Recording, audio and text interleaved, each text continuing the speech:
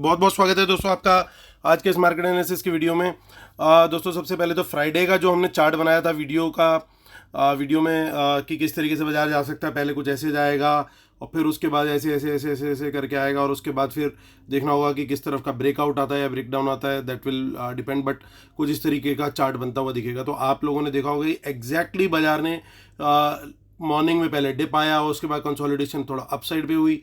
तो ज़रूर एक बार कमेंट कीजिएगा जिन लोगों ने उस चार्ट का बेनिफिट उठाया। एग्जैक्टली सिर्फ इसी चैनल पे आपको चार्ट मिलता है इस तरह का कि कल किस तरीके का बन सकता है। बट वो जिस दिन मुझे हाई कन्विक्शन लगती है, चीज़ें नज़र आ रही होती हैं, उसी दिन शेयर करता हूँ। चलिए आप आज का डेटा देखते हैं।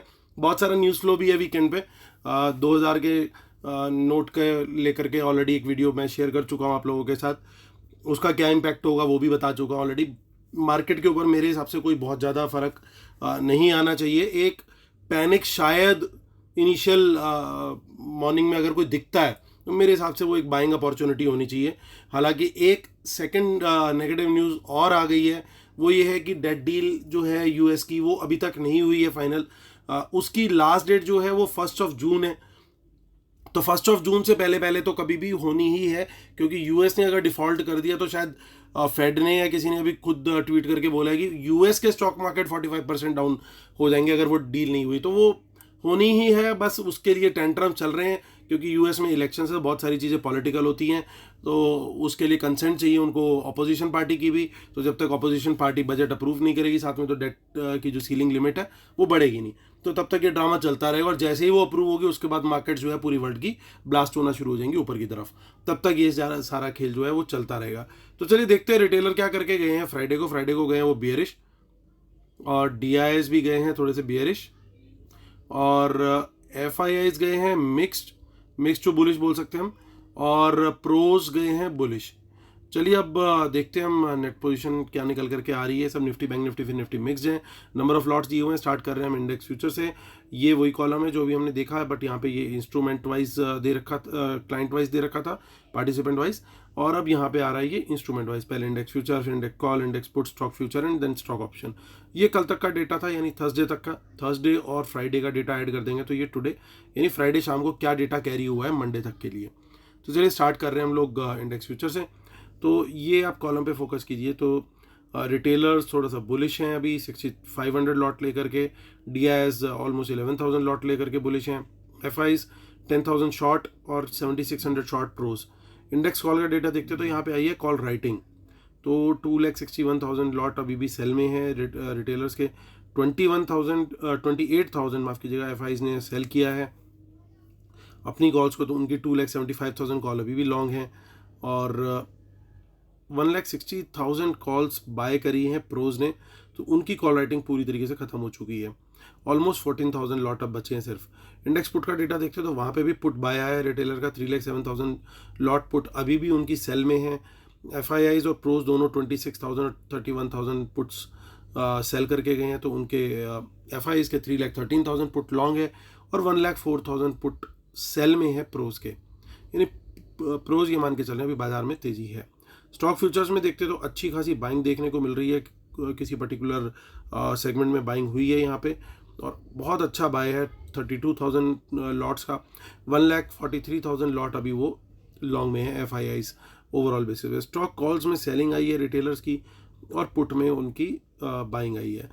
चलिए चलते हैं अब एनएसई की वेबसाइट पर देखते हैं कैश मार्केट का। देखिए बहुत टाइम से ये बहुत one of the longest streak थी कि लगातार डेली का इनका बाय का आ रहा था नंबर। आज फाइनली फ्राइडे को एक नेगेटिव नंबर आया, बट छोटा नंबर है अभी, इसके ऊपर हम वॉच रखेंगे। और डीआईएस का देखते हैं। डीआईएस 1,000 करोड़ से ऊपर का बाय करके गए, यानी रिटेलर्स ने कैश मार्केट में सेलिंग करी है ओवरऑल बेसिस पे। तो निफ्टी की ऑप्शन चेन देख लेते हैं अब हम। और 18,203 के ऊपर मार्केट क्लोज हुआ। एक पॉजिटिव रिक्लेमेशन हुआ दोबारा से कि भाई रिक्लेम कर लिया उन्होंने इस लेवल को। अब देखिए यहाँ पे अच्छी चीज़ क्या दिख रही है पॉजिटिव की, मार्केट पॉजिटिव गई है, और मार्केट पॉजिटिव जाने के साथ में कॉल बाय भी दिखा स्मार्ट मनी का, और इन द मनी कॉल में बाय है। यानी 18,200 के ऊपर का लेवल जो है वो हमारे लिए एक बुल जोन है क्लियरली, और टारगेट इसमें 18,300 18,400 तक भी जा सकता है, क्योंकि बड़ी रेजिस्टेंस जो है वो सीधा यहीं पे है।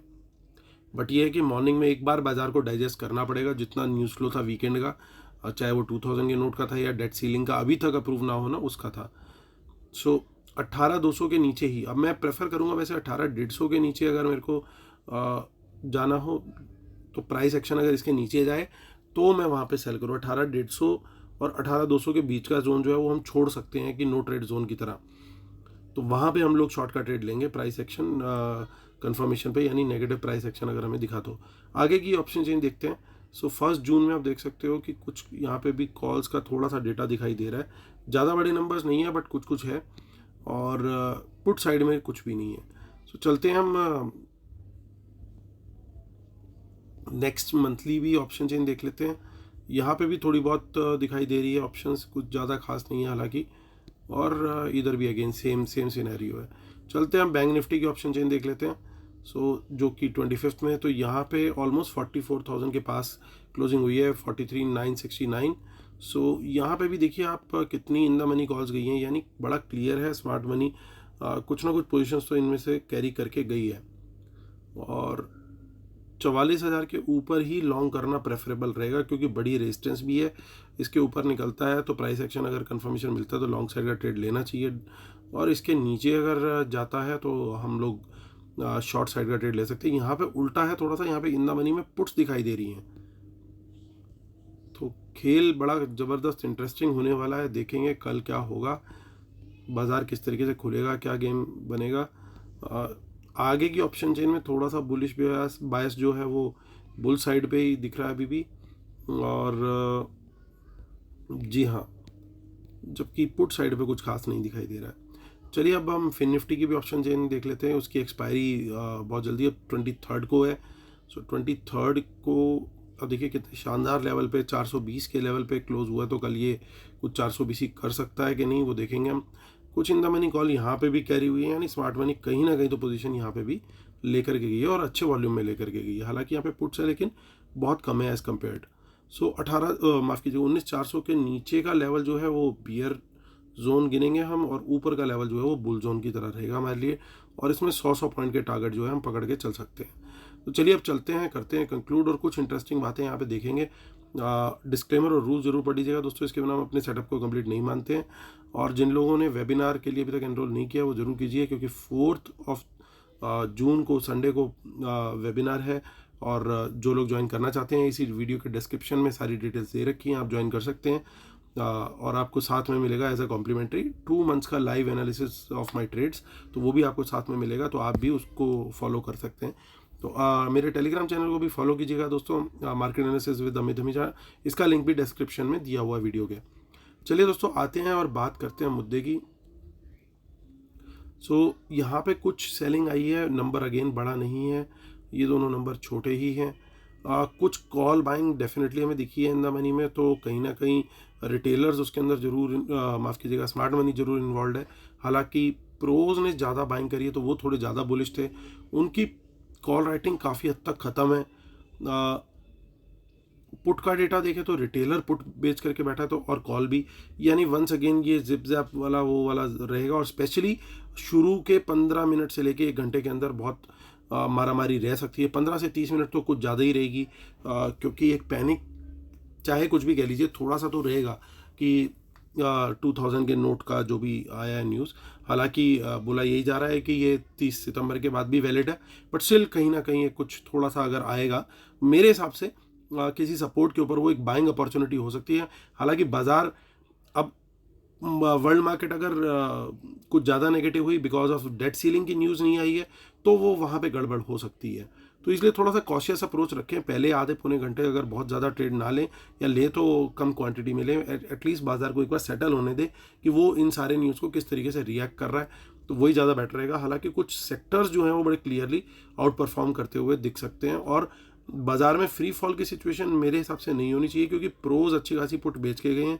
और कहीं ना कहीं एफआईज भी बेच करके गए हैं, तो ये कहीं ना कहीं बाजार को एक बार सपोर्ट जरूर देंगे। तो सपोर्ट से बाउंस आने की उम्मीद मैं रखूंगा, और किसी पर्टिकुलर सेक्टर्स के ऊपर जो है वहाँ पे तेजी आती हुई दिख सकती है। सेक्टर्स और वो सारी चीज़ें मैंने उस दूसरे वीडियो के अंदर पूरी डिटेल में कवर करी, तो उसको आप देख सकते हैं। तो चलिए दोस्तों इसी के साथ करता हूँ वीडियो खत्म। उम्मीद करता हूँ आप लोग को वीडियो पसंद आया होगा। प्लीज़ लाइक का बटन जरूर दबाइएगा, और जिन्होंने अब तक सब्सक्राइब नहीं किया है सब्सक्राइब भी जरूर कीजिएगा। चलिए दोस्तों, होती है आपसे मुलाकात इसी उम्मीद के साथ कि कल का दिन होगा बहुत प्रॉफिटेबल। तब तक के लिए टेक केयर, बाय बाय।